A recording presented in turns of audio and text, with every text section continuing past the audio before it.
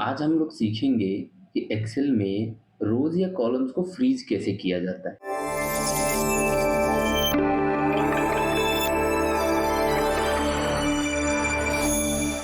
Hello दोस्तों, स्वागत है आप सभी का क्यूरियस क्लब में। तो सबसे पहले हम जानेंगे कि हमें फ्रीज करने की ज़रूरत क्या होती है। और फ्रीज जैसे आप शब्द से समझ सकते हैं, फ्रीज का मतलब है एक किसी चीज़ को एकदम उसी जगह पे स्थिर कर देना, है ना। और उसके अलावा बाकी चीज़ें मूव करेंगी। ठीक है। तो एक्सेल के कॉन्टेक्स्ट में जब हम ये बात बोलते हैं तो हम ये चाहते हैं कि कोई एक कॉलम या कोई एक रो, ठीक है, एक जगह पे रुक जाए, बाकी जो कॉलम्स हैं वो मूव करते रहें, वन बाय वन आगे आते रहें, है ना। इसकी ज़रूरत हमें तब पड़ती है जब हमारा डेटा बहुत बड़ा होता है ना। और मान लो कि हम देखना चाहते हैं अलग अलग ईयर का डेटा हो या अलग अलग कंपनी का अलग अलग लोगों का बहुत बड़ी टीम हो जहाँ, है ना। अगर वहाँ अटेंडेंस रिपोर्ट बनती हो 30-35 लोगों की, तो हमारे किसी भी स्क्रीन में 30-35 कॉलम एक साथ नहीं आते हैं, तो वहाँ पे हमें कॉलम फ्रीज करने की ज़रूरत पड़ती है। जब हम उसी चीज़ को हॉरिजॉन्टली देखना चाहते हैं तो हमें रो फ्रीज करने की ज़रूरत पड़ती है।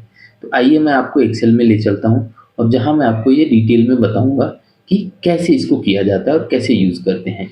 तो जैसा कि दोस्तों आप देख सकते हैं, हम आ गए अपने एक्सेल में। ठीक है। और ये मेरे पास एक डेटा है, जीडीपी का डेटा है ये दुनिया की 50 देशों का जीडीपी का हिस्ट्री का डेटा है, जो कि दुनिया के 50 कंट्री हैं। इनमें कुछ का नहीं है, कुछ का है, लेकिन एग्जाम्पल के लिए हम इस डेटा को यूज़ करेंगे आज। जैसा आप देख सकते हैं कि ये डेटा शुरू होता है 1960 से। 1960 से शुरू होके ये डेटा आता है आपका 2020 तक का। तो करीब करीब 40 साल का डेटा है ये, 60 साल का डेटा है। ठीक है। तो 60 से ऊपर ही है। तो ऐसे अगर हम इनको आगे बढ़ा के देखते हैं तो हमारा कंट्री चला गया। अब हमें नहीं पता कौन सी रो में कौन सी कंट्री है, किस कंट्री का डेटा हम देख रहे हैं। तो ये अगर हमें पता करना हो तो हमें चाहिए क्या कि ये कॉलम जो है, बी कॉलम यहीं फ्रीज हो जाए और उसके अलावा सी से ये कॉलम्स मूव करते रहें। जैसे मैं आगे बढ़ाऊं तो ये बी वाला कॉलम वहीं स्थिर हो जाए। ठीक है। तो ऐसा करने के लिए हमें क्या करना होता है, तो सबसे पहले हमें जिस कॉलम को फ्रीज करना है, जैसे इस एग्जांपल में हमें कॉलम बी फ्रीज करना है। ठीक है। तो उसके अगले वाले कॉलम में हम पूरा कॉलम सेलेक्ट कर लेंगे। ठीक है। इसको सेलेक्ट करने के बाद जो है, हम यहाँ जाएंगे रिबन में, होम रिबन में। यहाँ पे हमें मिलेगा व्यू का टैब। व्यू में जाएंगे तो हमारे पास ऑप्शन आता है ये फ्रीज पेन्स का। ठीक है। फ्रीज पेन्स पर जब आप क्लिक करते हैं तो आपको मिलेगा freeze panes, freeze top row, freeze first column. ठीक है। तो इन दोनों के बारे में मैं आगे आपको बताऊंगा, लेकिन अभी हम फ्रीज पेन को समझते हैं। पहला ऑप्शन जो मिलता है फ्रीज पेन, तो अगर मैं ये सेलेक्ट करके इस कॉलम को सेलेक्ट करके और फ्रीज पेन का ऑप्शन चूज करता हूँ, ठीक है, तो क्या होगा कि कॉलम बी जो है वो वहाँ स्थिर हो जाएगी, रुक जाएगी, फ्रीज हो जाएगी। और उसके अलावा कॉलम सी से ऑनवर्ड्स जो भी कॉलम्स हैं, E D F G H I, वो मूव करेंगे। तो ऐसे करके जब मैं देखता हूँ तब मुझे 1961 में वर्ल्ड जीडीपी क्या थी वो दिख रहा है। ठीक है। और अगर मैं देखना चाहूँ कि 1972 में या 82 में क्या वर्ल्ड जीडीपी थी, तो वो मुझे दिख रहा है यहाँ पे। अब मेरे पास ये ऑप्शन है कि मैं देख सकता हूँ। ठीक है। 1982 का भी डेटा देख सकता हूँ, साथ में मैं और कंट्रीज का डेटा भी देख सकता हूँ। पहले क्या हो रहा था, पहले ये बी कॉलम मूव हो जाता था। ठीक है। इसको बोलते हैं कॉलम को फ्रीज करना। इसी प्रकार जब हमें ज़रूरत होती है तो हम रोज़ को भी फ्रीज कर सकते हैं। अब हमें कॉलम को अगर अनफ्रीज करना हो तो कैसे करेंगे, हम दोबारा से बी को अनफ्रीज करना है तो हम कॉलम सी को सेलेक्ट करेंगे, पूरी कॉलम सी सेलेक्ट करेंगे, वापस से व्यू टैब में जाएंगे, फ्रीज पेन्स में जाएंगे, और अब हमारे पास जो पहला ऑप्शन आता है वो आता है अनफ्रीज पेन्स का। क्यों? क्योंकि हमारा कॉलम पहले से फ्रीज हो रखा है। जैसे ही हम अनफ्रीज पेन्स पे क्लिक करते हैं तो ये फ्रीज का ऑप्शन हट जाता है और ये कॉलम्स पूरी तरह से मूव करने लगते हैं। सेम तरीके से अगर आप चाहते हैं कि आपका डेटा जो है, अब आप रो वाइज देखना चाहते हैं, ठीक है, कि रो वाइज कौन सी देश का किस नहीं, अब सपोज करिए हमें 1963, 64, 65 तीनों ईयर्स का डेटा देखना है।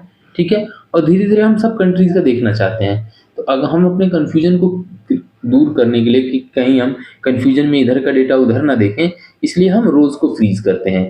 रोज को जब आपको फ्रीज करना होता है तो हम सेम मेथड अप्लाई होता है, बस वो वर्टिकल के बजाय हॉरिजॉन्टल में आ जाता है। तो हमें फ्रीज करना है रो 3 को। ठीक है, रो 3 को फ्रीज करने के लिए हम चूज करेंगे पहले पूरा रो 4 जो है वो सेलेक्ट कर लेंगे। सेलेक्ट करने के बाद वापस हम जाएंगे व्यू में जाके हम फ्रीज पेन्स का ऑप्शन में जाएंगे। यहाँ हमें दोबारा से फ्रीज पेन्स का ऑप्शन मिलता है। जैसे ही हम इसको करते हैं क्लिक, तो हमारा जो हेडिंग है यहाँ पे थर्ड रो वो फ्रीज हो जाती है और बाकी की रोज जो है वो मूव होंगी। अब देखिए जैसे ये हम कर सकते हैं, ठीक है, ऐसे करके हम रोज को फ्रीज कर सकते हैं। सेम ऑप्शन आपको अगर इसे अनफ्रीज करना हो तो कैसे करेंगे? अनफ्रीज करने के लिए इसको सिलेक्ट करना है, फोर्थ रो को, व्यू टैब में जाना है, फ्रीज पेन्स में जाना है और हमें अनफ्रीज का ऑप्शन मिलेगा। हम अनफ्रीज का ऑप्शन सेलेक्ट करेंगे तो ये फ्रीज की सेटिंग हट जाती है। अब जो तीसरी चीज है जो सबसे एक इक्विवेलेंट वॉल्यूम में सर्च की जाती है, इक्विवेलेंट वॉल्यूम में लोग इसका आंसर ढूंढते हैं कि हमें एक सेल को फ्रीज करना है। समझिए आप कि हमें एक सेल फ्रीज करना है, बाकी सब तो मूव होता रहे है, लेकिन वो एक सेल वहां से फ्रीज रहे। ये क्या होता है वो मैं आपको एक बार बताता हूँ। पहले देखो, जैसे कहना ये चाहते हैं कि अगर मुझे हॉरिजॉन्टली और वर्टिकली दोनों ही तरफ से शीट को मूव करना हो तो मैं ये चीज कैसे करूंगा। इसको दोनों तरफ से भी बोल सकते हैं, ये भी बोल सकते हैं कि रो और कॉलम दोनों फ्रीज करेंगे, या ये बोल सकते हैं कि सेल फ्रीज करेंगे। तो अगर हमें एक सेल को फ्रीज करना हो तो हम उसको कैसे कर सकते हैं? इसके लिए हमें, जैसे अब इस सिनेरियो में हमें फ्रीज करना है कंट्री नेम, ठीक है, कंट्री नेम फ्रीज करना है ताकि ये ईयर मूव होता रहे और वर्ल्ड डेटा मूव होता रहे, कंट्री के नेम्स मूव होते रहें। इसको करने के लिए हमें क्या करना होगा?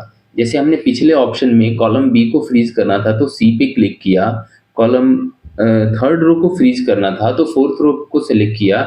इस हिसाब से अगर हम सोचें तो हमारा ये जंक्शन कहाँ बनता है?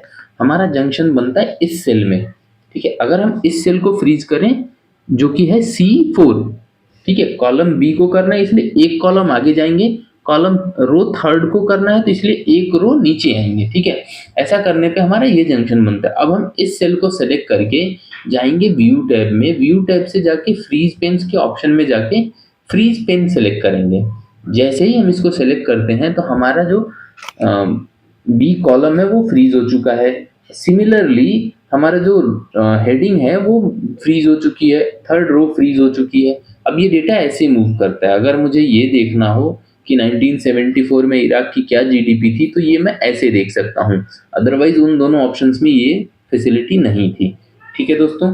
तो ऐसे करके आप कॉलम और रोज को फ्रीज और अनफ्रीज कर सकते हैं, एक साथ कॉलम और रो दोनों को फ्रीज और अनफ्रीज कर सकते हैं, ठीक है। अब इसके बाद हम आगे बढ़ते हैं।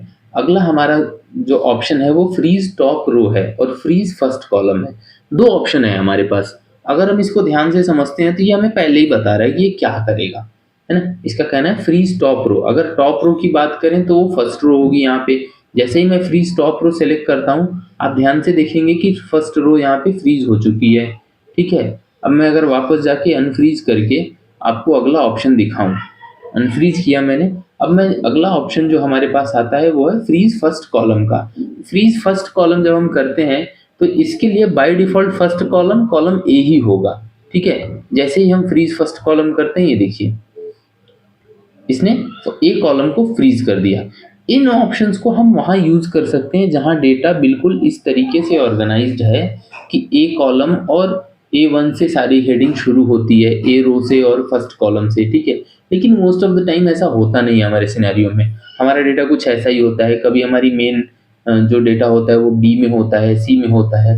तो इस सिनेरियो में जहां भी हमें फ्रीज करना हो हमें उस कॉलम को सेलेक्ट करके और फ्रीज करना होता है, ठीक है दोस्तों। तो मुझे उम्मीद है कि ये वीडियो आपको अच्छा लगा होगा, आपको इसमें दी गई इन्फॉर्मेशन यूजफुल लगी होगी। अगर आपको ये यूजफुल लगा तो अपने दोस्तों के साथ शेयर कीजिए, अपने ऑफिस कॉलीग्स के साथ शेयर कीजिए। मैं जानबूझ के ये वीडियोस हिंदी में बनाता हूँ ताकि ज़्यादा से ज़्यादा लोग इसको समझ सकें। आगे जाकर के मैं इनको इंग्लिश में भी कन्वर्ट कर दूंगा, और भी ऑप्शंस हैं मेरे पास, ठीक है।